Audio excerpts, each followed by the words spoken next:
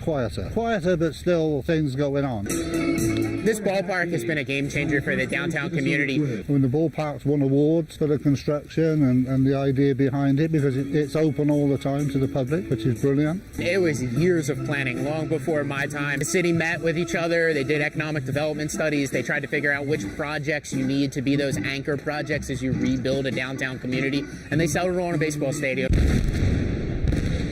It's something that this community went through a long time struggle after the mill closed. Obviously, that was the lifeblood of the community. It's something that still means a ton to our community. But when they talked about making the ballpark really that project that brought business and people back to downtown Kannapolis, it was something that we were just so excited to see the growth of the area continue and bring it back from a time that was a little bit difficult for people. We're only trying to continue to see the city grow and thrive and bring people to downtown. The whole thing, the way they've set it up is just superb.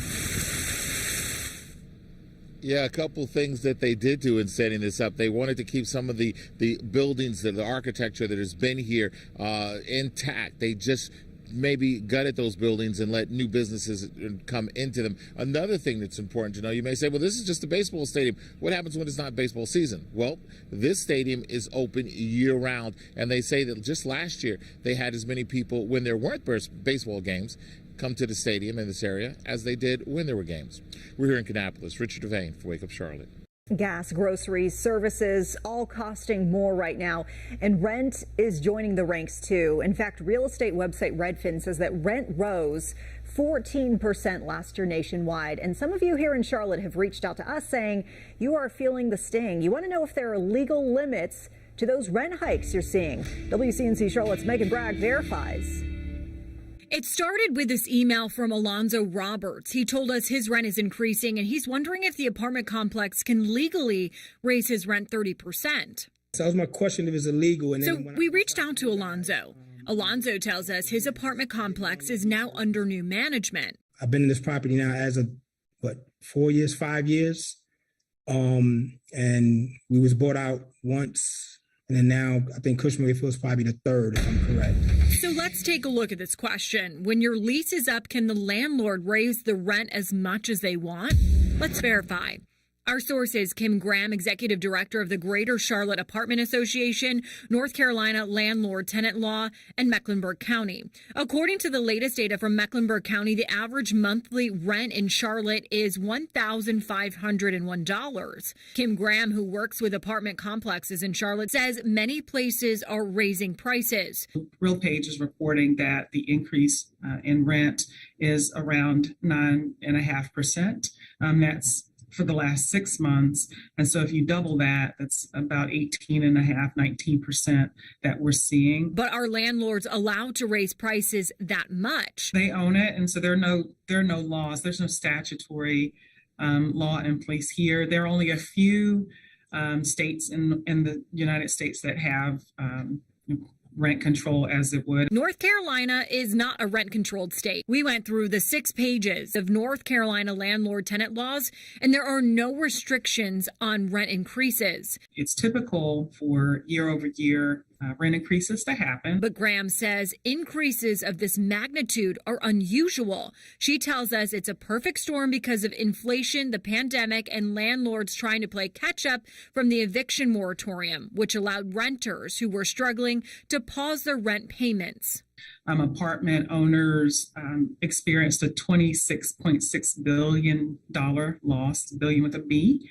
So you talk about $170 million that has to be recouped by apartment. And there's Ruby.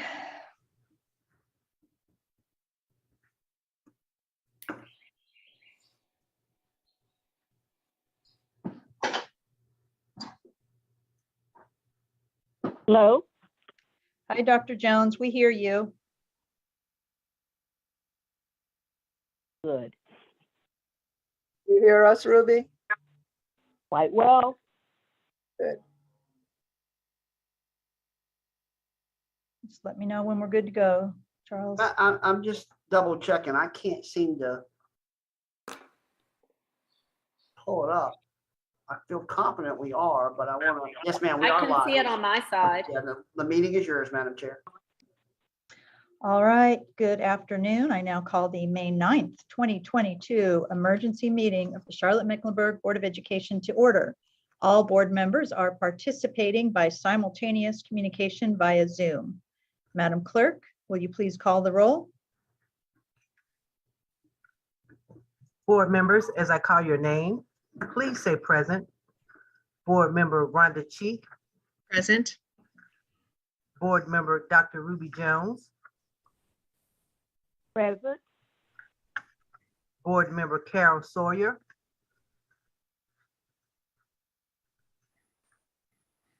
You're muted, but she said present. All right, present. Thank you.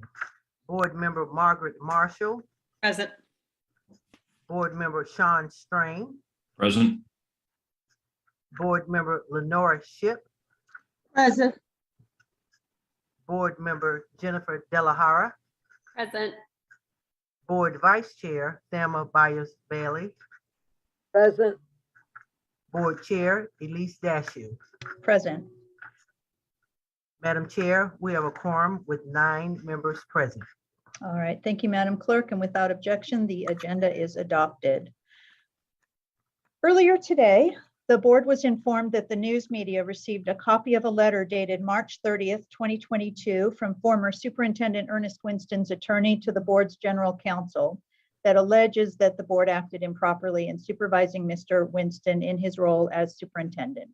The board is aware that the letter has been released by the media to the public. Because the March 30th letter incorrectly states that the board acted improperly, the board finds it necessary to release the letter from the board's general counsel dated April 4th, 2022 from Mr. Winston's personnel file to correct the inaccurate statements and assumptions in the March 30th letter. So the document that we're about to discuss will be available on board docs following this board action, and there will be no other personnel documents released to the public. And with that, I turn to board member Rhonda Cheek for a motion. Thank you, Madam Chair. The North Carolina General Statute 115C-321 authorizes a Board of Education to make available for public inspection any information or portion of an employee's personnel file that is essential in maintaining the integrity of the board. In conjunction with this vote, the board has prepared the attached memorandum in support of the Charlotte-Mecklenburg Board of Education's decision to release personnel record. For reasons explained in the board's memorandum, I move to release the following document contained in Mr. Winston's personnel file. Number 1, the April 4th, 2022 letter from the board's general counsel to Mr. Winston's attorney. Is there a second? Second. Second. Oh. All right, we got multiple seconds, but I'll give that second to Lenora Shipp. I think I heard her first. So we're going to take 60 seconds each for comment, beginning with Ms. Cheek. Would you like to speak to your motion? I will just say that it's unfortunate that we're here today to do this, that these documents were confidential personnel records, but one of our board members has chosen to release it for what she said. She wanted a wider knowledge of what occurred and some perspective of how underserving the process of firing the superintendent was. Well, I think that we're hopefully going to let the public know exactly how the board did act and in compliance and in order with what was supposed to be going on. I take our duties as a board very seriously, and one of our biggest duties is the hiring and management and firing potentially of a superintendent. All right, thank you. Board members, I'll go by order of district to ask if you have any further commentary, discussion, or debate. Don't feel obligated, but you will have up to 60 seconds. And I will start with Dr. Ruby Jones. Thank you. Yes, I understand that I did share with Mr. Winston's permission a letter, but likewise, Ms. Dashew brought all this ballyhoo to the board using outside sources to say that Ernest is a good man, but not a competent man. and you might as well have spit in my face. As an older Black woman, I have heard that diatribe since my youth, directed at Black men especially. 52 years I've been in the education business. This has been one of the low points, I believe, as a board member. We were dedicated to positive initiatives to move our Black children forward academically, behaviorally, and emotionally. This act sets our work back. Of the very many superintendents I've worked with, under is a Dr. teacher, Jones, it's that's all 60 state level, seconds. not one Thank has you. been genius, not even. That's Centrally, 60 seconds. Thank archetypally, you. of every committee, I stand by what I have said. Thank you. That's 60 Do not seconds. take away. All right. Let's see, Ms. Sawyer. Thank you. I support this motion and am eager to get back to the work of the board in advancing student outcomes and preparing for the next school year. Thank you. All right, Ms. Marshall, I have no further comments. I support the motion. Mr. Strain, Further comment. Ms. Ship. I just want to say, I think that it is important that we accept this motion and have opportunity to see this part of what we felt we needed to do as governance and oversight and management as a school board. Ms. De La Hara.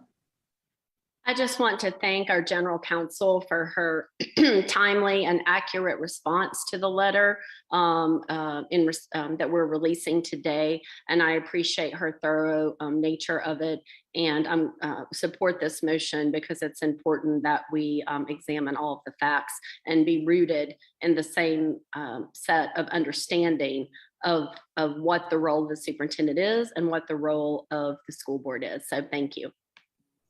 All right. Ms. Byers-Bailey, Vice Chair Byers-Bailey. No comment. All right. It's my turn. I will just say that this going back and forth with personnel files serves absolutely nobody. And if it wasn't for the board having to correct the record, we would not be here today. So I am disappointed, but here we are. Madam Clerk, would you please call for the vote? Madam Chair. Board Member Rhonda Cheek, how say you? Vote yes. Board Member Dr. Ruby Jones, how say you? There it is.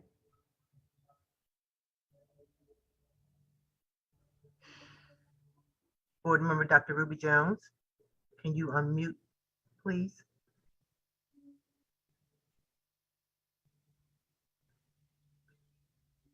Madam Chair, can I come back? Yeah, let's come back to her. What is the vote? What are we voting on? The motion, we're voting on Ms. Cheek's motion. Read Ms. Cheek's motion again, please. To release the response.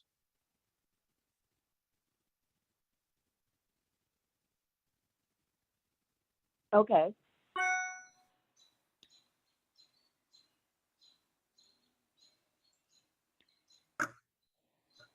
So do you have a vote, Ms. Cheek, or are you abstaining? Jones? I mean, Dr. Ms. Dr. Jones. I think it's tit for tat, so I'm saying no. Board Member Carol Sawyer, how say you? Yes. Board Member Margaret Marshall, how say you? Yes. Board Member Sean Strain, how say you? Aye. Board Member Lenora Ship, how say you? Yes. Board Member Jennifer Delahara, how say you? Yes. Board Vice Chair Thelma Byers-Bailey, how say you? Yes. Board Chair Elise Dashew, how say you? Yes. Madam Chair, the motion passes by a vote of 8-1. All right, thank you. And since there is no further business, our meeting is adjourned. Thank you.